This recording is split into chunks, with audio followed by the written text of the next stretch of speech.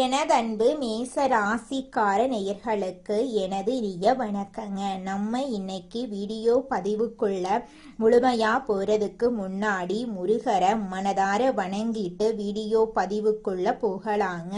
ஓ முருகா போற்றி, ஓ முருகா போற்றி, ஓ முருகா போற்றி, எனைக்காக்கும் முருகனே போற்றி. நல்லதே நடக்கும், நல்லது மட்டும்தான் நடக்கும். ஆரம்பத்தின் அடையாளம் ஆற்றலின் உருவம், அதுதாங்க நம்மளோட மேசம். துணிச்சலோடு முன் செல்றது இவங்களோட ஸ்டைலா இருக்கு. யாரையும் காத்திருக்க வைக்க மாட்டாங்க, யாருக்காகவும் இவங்க காத்திருக்க மாட்டாங்க. தங்களுக்கான பாதைய தாங்களே உருவாக்கக்கூடியவங்களா இவங்க இருக்காங்க.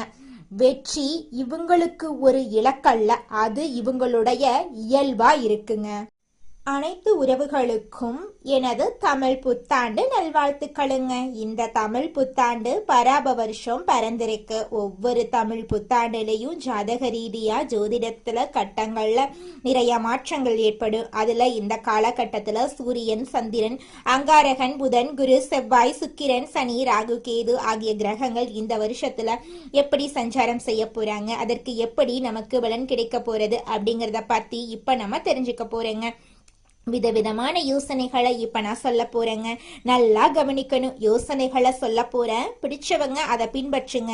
இதையே நம்ம தாரக மந்திரமா எடுத்துக்கிட்டு உள்ள போயிடலாங்க. அதுவே நமக்கு லாபமா இருக்குங்க. நமக்கு இந்த யோசனையெல்லாம் பிடிக்காதுங்க. அறிவுரை கிடையாது, எப்படி நடந்துக்கணும்னு அறிவுரை கிடையாது. யோசனைங்கிறது நம்ம வெற்றி பெறதுக்கு ஒரு அழகான பாதை. நம்ம ஒரு புத்தாண்டு அப்படின்னா என்ன பண்றோம், நல்லா கவனிங்க. காலையில எழுந்திருக்கிறோம், நியூ இயர் தமிழ் புத்தாண்டு காலண்டரை கிழிப்போம், அவ்வளவுதான். வருஷம் இது நடக்கும். வேற இதை தாண்டி வேற எதுவும் நடக்க போறது இல்லை. இந்த காலண்டர்ல ஒரு பேப்பர் மாறும். புத்தாண்டு பிறந்துருச்சு, எல்லா சந்தோஷம்.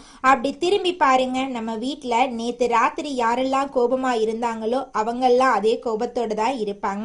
நம்ம சொந்தக்கார யாரெல்லாம் நம்ம மேல வன்மமா இருந்தானோ அவனும் அதே மாதிரி தான் இருப்பான். நமக்கு இருக்கிற நண்பர்கள் எல்லாம் நமக்கு பழைய கடனை கொடுக்காம நம்மளை ஏமாத்திக்கிட்டு இருந்தானா அப்படியே தான் இருப்பான். ஏற்கனவே 4 பேரு புதுசா பழசா ஏமாத்தி இருப்பான். இப்ப புதுசா ஏமாத்துறதுக்கு ஒருத்தன் ட்ரை பண்ணிக்கிட்டு இருப்பான். சோ இப்ப புத்தாண்டு பிறந்திருக்கு, ஏதாவது மாறணும்னு நினைச்சா நான் மட்டும்தான் மாறணும். நான் நாளையில இருந்து நல்லவனா இருக்கணும்னு நானா நினைக்கிறேன். இல்ல நாளையில இருந்து நல்ல கணக்க போடணும்னு நினைக்கிறேன். நாளையிலிருந்து நான் இப்படியெல்லாம் திட்டமிட்டு வெற்றி பெறணும் அப்படின்னு நினைக்கிறேன். நான் நினைக்கிறதுனால மட்டும் என்ன நடக்க போகுது கொஞ்சம் யோசிச்சு பாருங்க. இந்த சமூகத்துல முதல்ல ஒவ்வொரு குடும்பத்திலையும் அங்க உங்களுக்கு ஒரு 4 பேராவது ஒரு குடும்பத்துல இருப்போம். குறைஞ்சது 3 பேராவது இருப்போம். 3 பேர் இருக்கிறதுனாலதான் புருஷன் பொண்டாட்டி ஒரு புள்ள, இதுதான் குடும்பம். புருஷன் பொண்டாட்டி 2 பேராவது ஒரு குடும்பம். இதுக்கு அடுத்தது மாமனார் மாமியார், இப்படி இருப்பாங்க. எல்லோரும் மாறுவாங்களா? எல்லோருக்கும் முதல்ல இன்னைக்கு புத்தாண்டு தெரியணும். இன்னைக்கு புத்தாண்டு, இன்னையில இருந்து நான் சில சபதங்களை எடுத்துக்கிறேன். யார் மனசையும் நோகடிக்காம வாழணும்னு நினைக்கிறேன். அதுக்குன்னு எல்லாரையும் எல்லாத்தையும் ஏத்துக்கணும்னு அவசியம் கிடையாது. பிடிக்கலனா ஒதுங்கி இருப்போம். அதுக்கு நம்ம வார்த்தைகளால யாரையும் சுட வேண்டிய அவசியம் கிடையாது. இத நான் மட்டும் மாறி என்ன பலன்? எதிர உள்ளவனும் மாறணும். நாம் எதிர உள்ளவன் செய்யற தப்ப செஞ்சுக்கிட்டே இருப்பான். ஆனா நான் மட்டும் அவனை மன்னித்து கொண்டே இருக்கணும். அப்படின்னா ஒரு நாளும் நமக்கு அந்த புத்தாண்டு புதுசா தெரிய போறது இல்லை.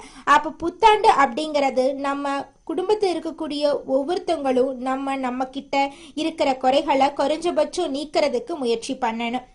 குறைஞ்சபட்சம் நீக்கிறதுக்கு சில நிறைகளை நாம அதிகபட்சம் எடுத்துக்கொள்றதுக்கு முயற்சி பண்ணணும்.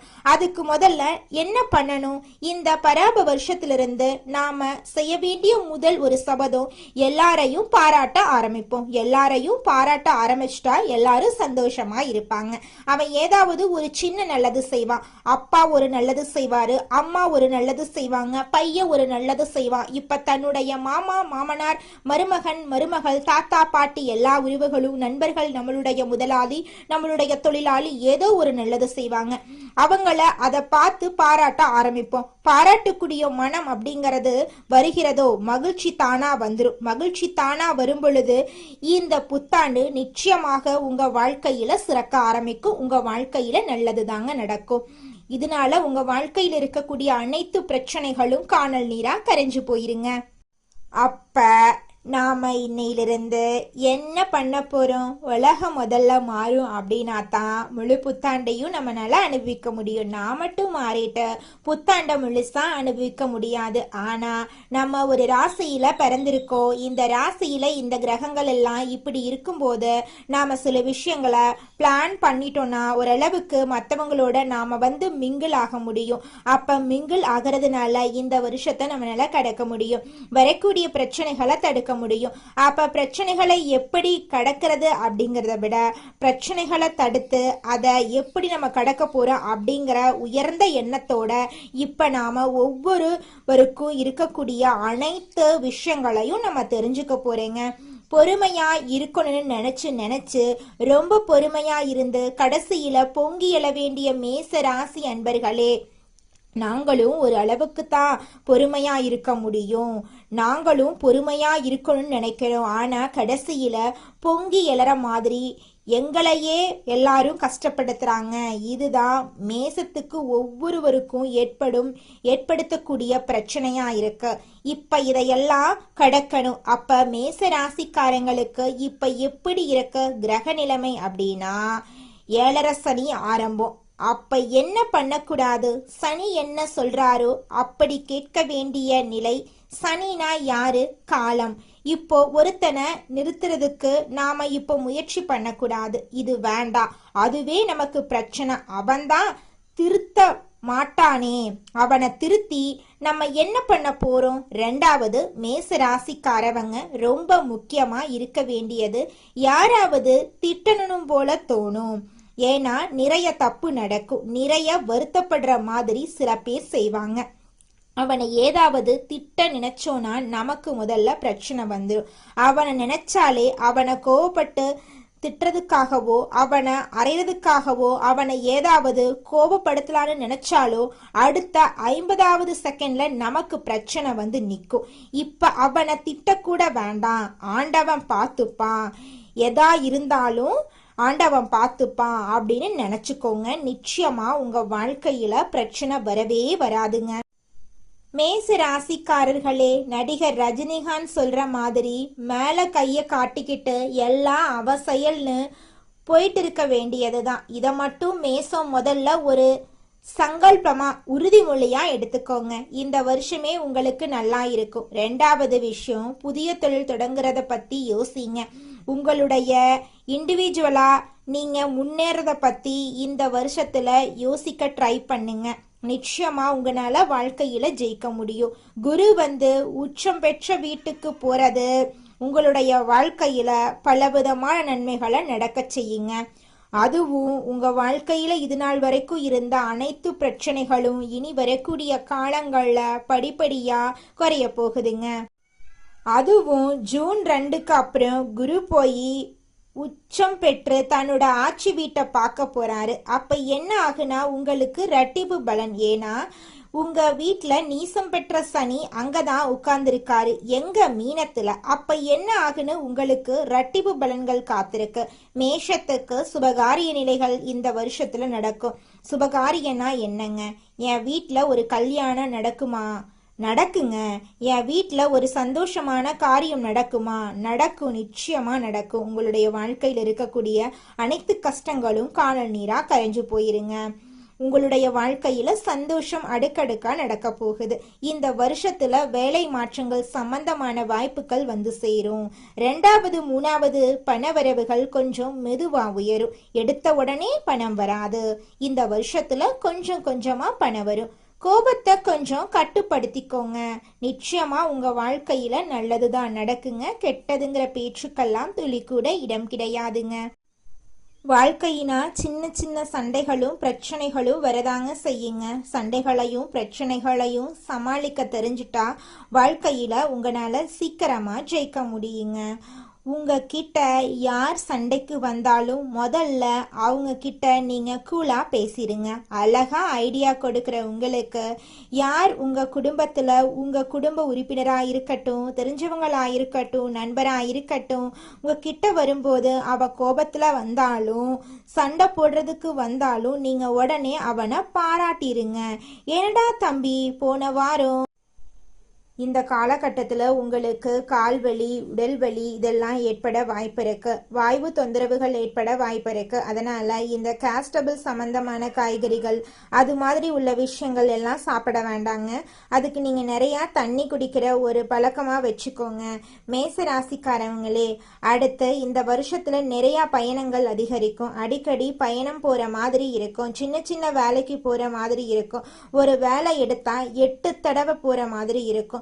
பயணங்கள் கண்டிப்பா இருக்குங்க. வெளிநாட்டு பயணம், வெளியூர் பயணம், சில விஷயங்கள் நம்ம ஒரு வீட்டை விட்டே நான் இதுவரைக்கும் போயிருக்கவே மாட்டேன் அப்படின்னா கூட நம்ம பக்கத்துல இருக்கிற கடைக்காவது 4 தடவை போயிட்டு வர மாதிரி இந்த காலகட்டத்துல இருக்குங்க. நிச்சயமா உங்க வாழ்க்கையில பயணங்கள் அதிகரிக்கக்கூடிய காலகட்டமாக இந்த காலகட்டம் உங்களுக்கு அமைஞ்சிருக்குதுங்க.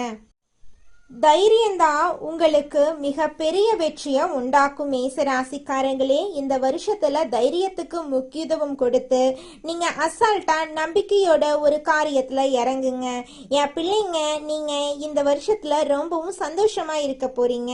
நல்லது நடக்கும். தைரிய லட்சுமின்னு சொல்லுவாங்க. அந்த தைரிய லட்சுமிய மனதார வழிபாடு செய்யுங்க. உங்க வாழ்க்கையில இருக்கக்கூடிய அனைத்து பிரச்சனைகளும் காணல் நீரா கரைஞ்சு போயிரும். அடுத்தவங்க செய்ய முடியாதுன்னு ஒதுக்கி வச்ச காரியத்தை கூட அழகா திட்டம் தீட்டி முயற்சி பண்ணி உங்களுடைய தைரியத்தால நீங்க அந்த காரியத்துல வெற்றி அடைய போறீங்க. எண்ணம் போலதாங்க வாழ்க்கையும். அதனால எண்ணங்களை நேர்மறையா எண்ணுங்க. நிச்சயமா உங்கள் வாழ்க்கை நல்ல விதமா அமையுங்க. என்னால இந்த செயலை செய்ய முடியாது, இந்த தொழிலை தொடங்க முடியாது, இவங்க கிட்ட போய் பேச முடியாது, என் வாழ்க்கையில நல்லது நடக்காது, இந்த மாதிரி எதிர்மறை எண்ணங்களை தவறையும் நினைத்து விடாதீங்க.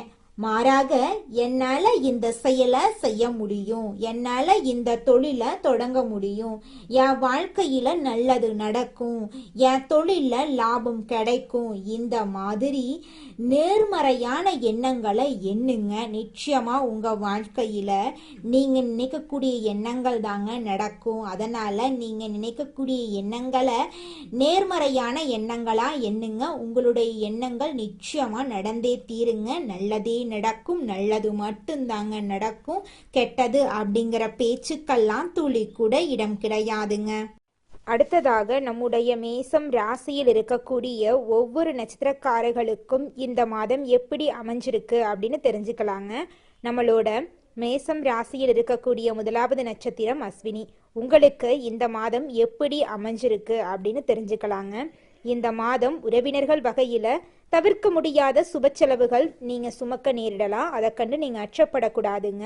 முக்கியமான பயணமும் முக்கிய பிரமுகர்களின் சந்திப்பும் உங்க வாழ்க்கையில இந்த காலகட்டத்துல உண்டாக போகுதுங்க.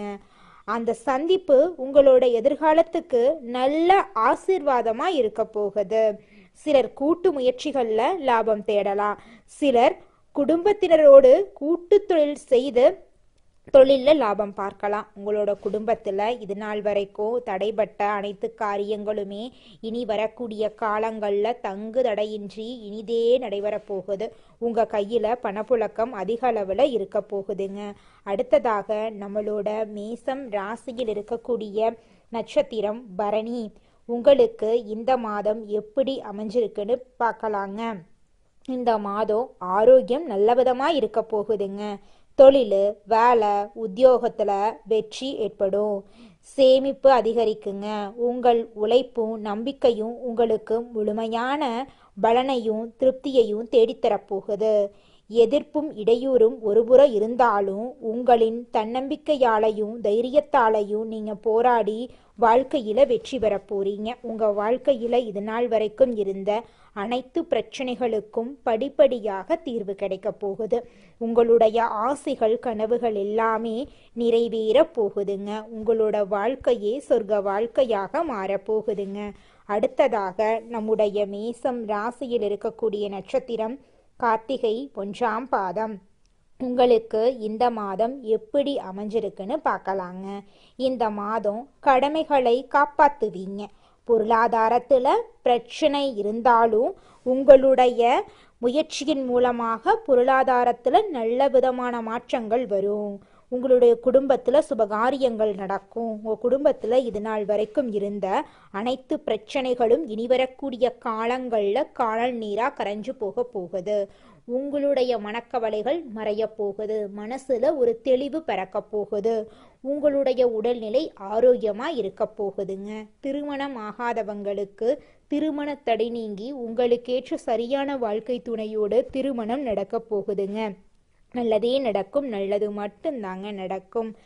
கந்த சஷ்டி விரதம் இருந்து முருகனை வணங்குனீங்கன்னு வச்சுக்கங்க, உங்க வாழ்க்கையில இருக்கக்கூடிய அனைத்து பிரச்சனைகளும் குறைஞ்சு போயிடும். வாழ்க்கையில அமைதி ஏற்படும். மனசுல அமைதி உண்டாகும். இந்த உலகத்துல யாருங்க கோடீஸ்வரன்? கோடி கோடியா பணம் வச்சிருக்கிறவங்களா, பிடிச்ச உணவுகளை சாப்பிட்றவங்களா, பிடிச்ச உறவுகள் கிட்ட பேசுறவங்களா? இதுல யாருமே கோடீஸ்வரன் கிடையாதுங்க. யார் ஒருத்தவங்க நோய் நொடி இல்லாம மனக்கவலை இல்லாம நிம்மதியா தூங்குறாங்களோ அவங்க தாங்க இந்த உலகத்திலேயே சிறந்த கோடீஸ்வரன். அப்பேற்பட்ட கோடீஸ்வரன் ஆகக்கூடிய யோகம் உங்களுக்கு இந்த மாதம் அமைஞ்சிருக்குதுங்க. உங்க வாழ்க்கையில இனி வரக்கூடிய காலங்கள்ல கவலை கண்ணீர் அப்படிங்கிற பேச்சுக்கெல்லாம் துளி கூட இடம் கிடையாதுங்க. இது நாள் வரைக்கும் உங்களுடைய மனசில் இருந்த மனக்கவலைகள் எல்லாம் இனி வரக்கூடிய காலங்கள்ல காணாம போகுதுங்க. நீங்க சந்தோஷமான ஆரோக்கியமான வாழ்க்கைய இனி வரக்கூடிய காலங்கள்ல வாழ போறீங்க. உங்க வாழ்க்கையில சந்தோஷம் நிலைச்சிருக்க போகுதுங்க. உங்க வாழ்க்கையில மேலும் நல்லதெல்லாம் நடக்க நீங்க செய்யக்கூடிய பரிகாரம் என்னன்னு பார்த்தீங்கன்னா, உங்க வீட்டுக்கு பக்கத்துல இருக்கக்கூடிய கண்ணு தெரியாத குழந்தைங்களுக்கு உங்களால முடிஞ்ச உதவிகளை செஞ்சுக்கிட்டு வாங்க. உதவி செய்யணும் அப்படிங்கிறதுக்காக நீங்க லட்சக்கணக்கில் செலவு பண்ணணும் அப்படிங்கிற அவசியம் கிடையாது. உங்களால முடிஞ்ச அளவுக்கு ஒரு பேனா வாங்கித்தாங்க, ஒரு பென்சில் வாங்கித்தாங்க. இந்த உதவியை செய்யறதன் மூலமா உங்க வாழ்க்கையில நீங்க செஞ்ச பாவங்கள் எல்லாம் குறைய போகுது. உங்களுடைய வாழ்க்கையே சொர்க்க வாழ்க்கையா மாறிடுங்க. நல்லதே நடக்கும். நல்லது மட்டும்தான் நடக்கும். நன்றி, வணக்கம்.